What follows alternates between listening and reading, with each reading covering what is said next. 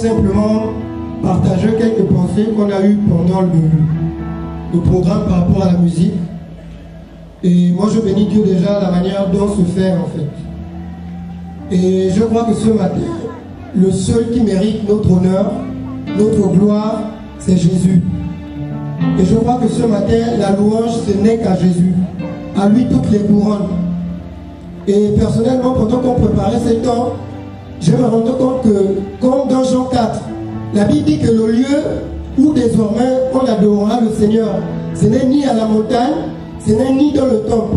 Parce que nos vies ont été sacrifiées à Dieu. Chaque jour qui passe, on offre au Seigneur notre adoration par notre vie, par notre manière de vivre. Alors lorsqu'on se réunit comme ça, la pensée que moi j'ai, c'est en plus de ce que nous offrons déjà au Seigneur dans le secret. Et c'est cette pensée que j'avais. Voilà pourquoi quand on se réunit comme ça, personnellement, je n'aime pas trop dire qu'on acclame le Seigneur, qu'on fasse ceci pour le Seigneur. Parce que des personnes qui naturellement, lorsqu'ils sont chez eux, adorent le Seigneur, chantent des cantiques à Dieu, lorsqu'ils passent par des temps difficiles, prient le Seigneur, c'est naturel. Donc lorsque des chrétiens se retrouvent comme ça, c'est en plus de ce que nous offrons déjà au Seigneur que nous passons ces moments. Et voici pourquoi même dans le temps de réunion, dans le programme, lorsqu'on vient avec cette pensée-là, je vous assure, les choses bougent. Parce qu'on ne s'attend à personne. Comme vous le savez, nous ne sommes pas un groupe de chants particulier. C'est Jésus que nous voulons honorer. Alors lorsque nous venons comme ça, c'est pour répondre nos cœurs devant le Seigneur. Parce que tu le fais déjà chez toi lorsque tu es seul. Parce que tu le fais déjà chez toi, avec ta famille. Tu le fais déjà chez toi, avec tes enfants. Alors lorsque nous venons nous rassembler, nous disons Seigneur, en plus de ce que nous t'offrons déjà, nous voulons continuer à le faire. Comme vous le savez déjà, l'adoration, ce n'est pas le fait de chanter comme on le fait aujourd'hui, des belles mélodies. C'est le fait que nos vies d'abord ont été sacrifiées à Dieu. Et parce que nos vies ont été sacrifiées à Dieu, naturellement, lorsqu'on vit, on donne des actions de grâce au Seigneur. Naturellement, lorsqu'on vit par nos paroles, par notre manière de vivre, on offre au Seigneur des actions de grâce. Parce que je vous assure, j'aime bien ce chant qui dit « Le chant terminé et le rideau se referme ». C'est là, lorsqu'il n'y a personne. C'est là quand tu vis des épreuves seul. C'est là quand tu passes par des temps difficiles. Comment tu réagis? Comment tu te comportes à l'égard du Seigneur? Quelle est ta position? C'est là où Dieu nous attend. Et lorsqu'on se réunit comme ça pour chanter les cantiques, ce n'est que la continuité de ce qu'on vit déjà dans le secret. Voilà pourquoi ce matin, on n'avait pas peur de demander à quelqu'un d'acclamer le Seigneur. Et pendant ce moment, on voulait être libre. On voulait répondre nos cœurs devant le Seigneur. Parce que la personne qui consomme le chant, qui consomme notre adoration, ce n'est pas les hommes. Ce n'est pas les hommes. C'est le Seigneur qui consomme notre adoration. Ces chants que nous chantons, c'est le Seigneur qui les consomme. C'est le Seigneur qui l'agrée en fait. J'aime bien ce chant que j'ai écouté il y a... Je vais dire le nom de l'artiste qui disait du frère. Il disait même à celui qui ne sait pas chanter, tu sais donner un chant nouveau. Qui croit que les cantiques nouveaux, c'est les personnes qui ont la grâce dans le chant qui les reçoivent. Personnellement, je suis sorti de cette opinion-là. Les chants nouveaux, ce n'est pas les personnes qui ont la grâce dans le chant qui le reçoivent. Pourquoi? Parce qu'avec Dieu, Dieu a rempli nos cœurs d'amour. Dieu, lorsqu'on vit une relation avec nous, on est plein d'amour, on est ivre d'amour. Et quiconque est ivre d'amour, naturellement, il élève des cris vers Dieu. Que tu aies une belle foi, que tu n'aies pas une belle foi, tu chantes des cantiques nouveaux à Dieu, parce que c'est ce que Dieu met dans ton cœur. Tu n'as pas besoin d'avoir une grâce particulière dans le chant pour chanter des chants nouveaux à Dieu. Et on peut le constater, tu peux être là le matin, en train de faire des travaux, en train de balayer, je ne sais pas travailler. Du coup, tu vas voir dans ton cœur, il y a des paroles pour Dieu qui montent. Et c'est des cantiques, c'est des inspirations que Dieu te donne. Pourquoi? Parce que tu as l'esprit de Dieu, parce que Dieu t'a rempli d'ivresse de son esprit. Et lorsque tu es plein de l'amour de Dieu, naturellement tu chantes à Dieu les cantiques nouveaux. Et je vous assure, lorsqu'on garde en vue cette pensée-là, on ne s'attendra pas aux frères particulièrement pour chanter à Dieu. Avec ta famille, lorsque tu vivras des temps difficiles comme Jacques le dit, que celui qui est en soi chante des cantiques à Dieu. C'est cela la parole. Et voilà pourquoi on doit éviter. Voilà pourquoi on doit fuir cette conception qu'il y a un groupe de chants en particulier qui doit soi-disant nous conduire dans la présence de Dieu. C'est faux, comme on l'a enseigné. Ce n'est pas le groupe de chants qui nous conduit dans la présence de Dieu, parce qu'on y est déjà. Et avec tout ce que Dieu nous a donné, des chants, on chante à Dieu l'ivresse qui est dans nos cœurs. C'est l'esprit d'amour qui nous fait chanter à faux.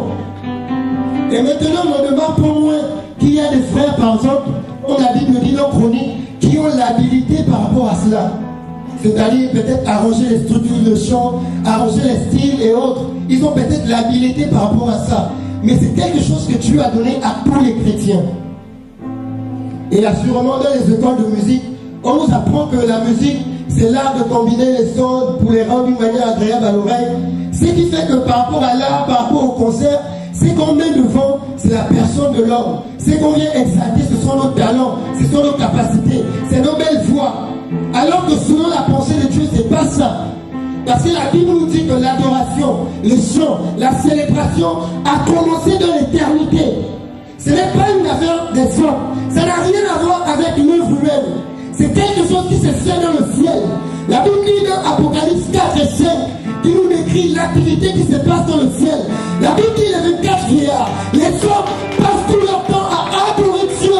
Et ils disent sans cesse, tu es fait, tu es digne de recevoir notre honneur, tu es digne de recevoir notre louange. Ça n'a rien à voir avec Mozart, ça n'a rien à voir avec Montesquieu, ça n'a rien à voir avec les hommes. Ce n'est pas une œuvre humaine, c'est ce qui se passe dans le ciel. Qu'on remette les choses à leur place. Voilà pourquoi on refuse d'aller dans les concerts où celui qui est exalté c'est l'artiste. On refuse d'aller dans les concerts où l'école d'adoration est payante. Parce qu'en Christ, nous apprenons l'adoration. Nous refusons d'aller dans ces concerts où on nous dit, pour apprendre l'école d'adoration, il faut payer une certaine somme. On fuit l'adoration en Christ. Du fait qu'on a donné nos vies en Christ et que Dieu nous a restaurés entièrement. Et toute notre vie, c'est une vie d'adoration. Je crois que chacun de nous a peut-être eu une histoire d'amour. Je ne sais pas, que ce soit dans le monde ou en Christ. On voit lorsqu'on est amoureux, combien de paroles ça trouve seul. Voilà pourquoi ça peut s'exprimer par des paroles. Ça peut s'exprimer par des chants. Ça peut s'exprimer par des langues. Ça peut s'exprimer dans diverses langues. Pourquoi? Parce que dans ton cœur coule un amour. Et c'est cet amour que tu répands avec ta famille. Avec ta famille. Chez toi, seul. Ça coule dans ton cœur. Et nous voulons dire que Jésus reprenne sa place. Vous le voyez certainement les artistes. Et personnellement, j'ai décidé de faire un choix. Il y a certains artistes qu'on connaît très bien qui vivent une vie assez compliquée. Mariage, remariage, divorce, compliqué. On sait dans tous les médias que ces personnes ne craignent pas Dieu. Mais généralement, on prend plaisir à chanter ces chants. On prend plaisir dans des réunions ou bien dans nos téléphones. Pas de sélection. Telle personne, on sait qu'elle ne craint pas Dieu. Mais on se dit, c'est pas grave. C'est juste la musique qu'on va écouter. Personnellement, je dis au Seigneur que si on veut prêcher la justice, il faut aussi qu'on prenne des décisions.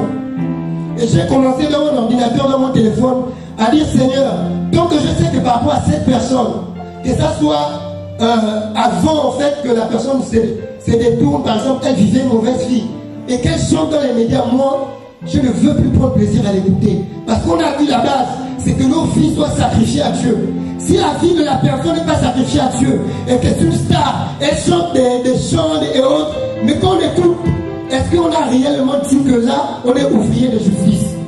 On sait que délibérément, la personne ne craint pas Dieu.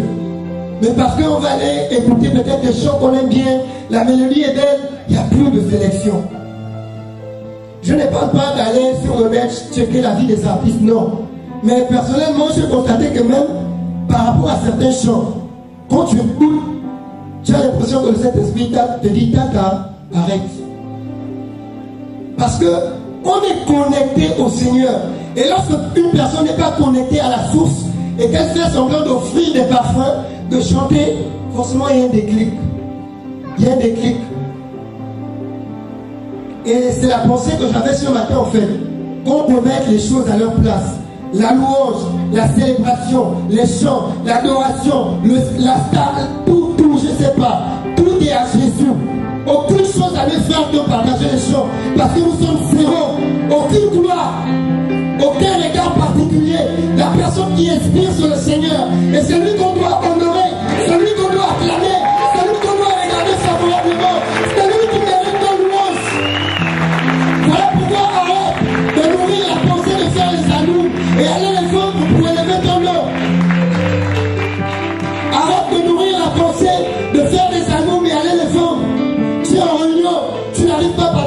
bénédiction que tu reçois, mais tu nourris dans ton cœur d'aller faire un amour.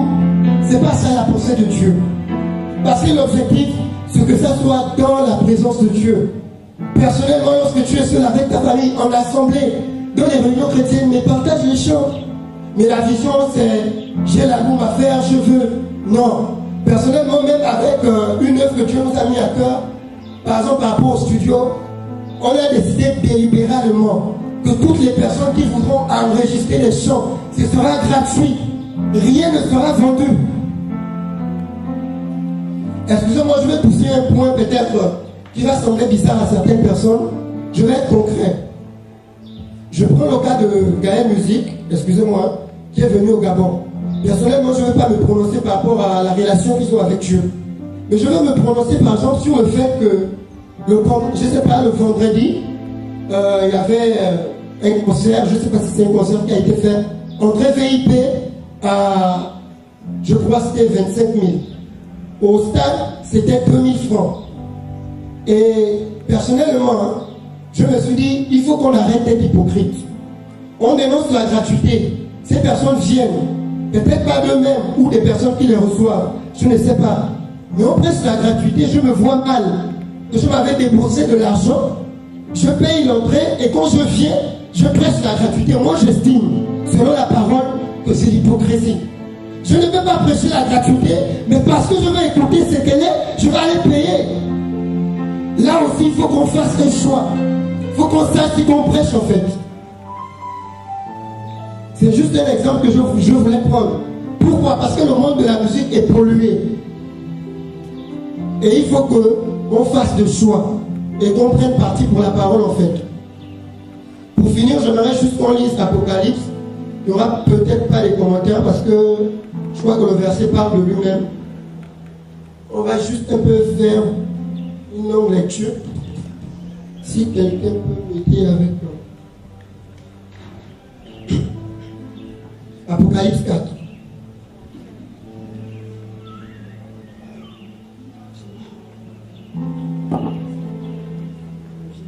Je n'ai pas la taille pour...